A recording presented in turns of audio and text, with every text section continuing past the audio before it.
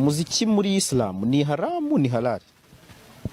Umuziki muri Islam ntago ari icyaha kuko ntago ari haramu. Yataguhaye dalili icyakwigishije ntibuba ari ubumenyi ahubwo abakuroze, abagushyizemo uburozi bwo kurwanya Imana, abagushyizemo uburozi bwo kurwanya intumwa y'Imana, abagushyizemo uburozi bwo kuzaba ikibazo ku Buyisilamu aho kuba igisubizo ku Buyisilamu. Banza ujye uvuga utariko kugiye cy'intumwa y'Imana Muhammad, kuko niho dufatira niho gipimo. Ibintu byabayeho byari bimeze bite? Uzahita upfa gusimbukira ibintu ngo bifatira ngo ni haramu ni halali. Niyo mpamvu tuvuga ngo ibyo mu biharire ababifite mu nshingano. Yego. Duhere kuri Qur'an, ubwo tugiye kuvuga ku muziki. Umuziki ni iki? Ni indirimbo, ni ingoma, ni ibicurangisho.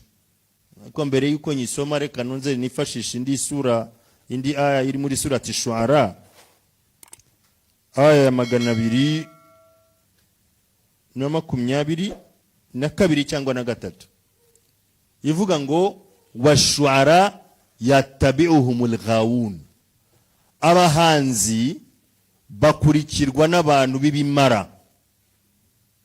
Abahanzi ubwo ibyo bimara byavuzwe na Allah subhanahu wa ta'ala, abirirwa bashyira mu mutwe ngo umuhanzi witwa kanaka, yabo wo mu Rwanda cyangwa yabo wo mu mahanga, aba bataha igihe bose mu izungu yavuze ko al-ghawun ni abantu b'ibigoryi batafite ubwenge, bahawe ubuzima ariko babukoresha nabi.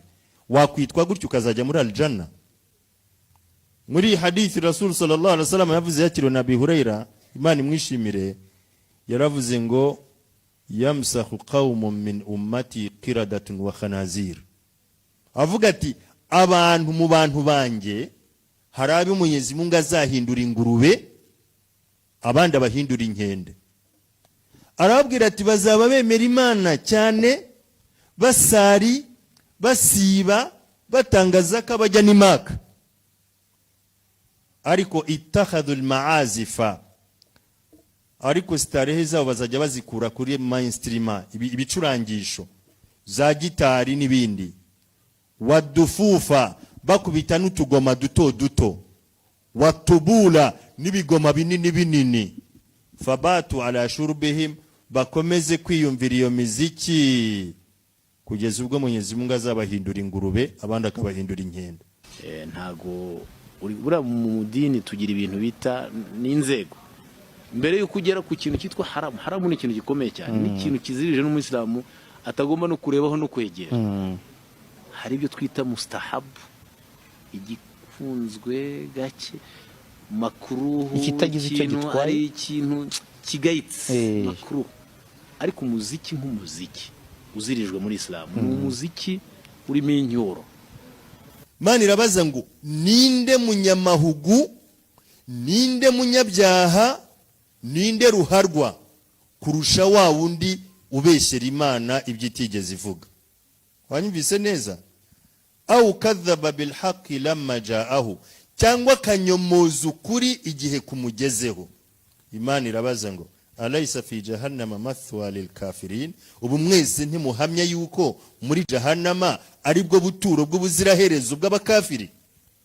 Ujye byumva incyuro, umuntu agashaka kukubwira avuga ati kugira ngo nzamubwire neza reka njye mubwira mu marenga nkoresheje umuziki. Ubwo twe ntago tuwemera umuziki mubi, ariko umuziki urimo guhamagarira abantu gukora ibyiza, kwifatanya n'ibyiza, gukunda ibyiza,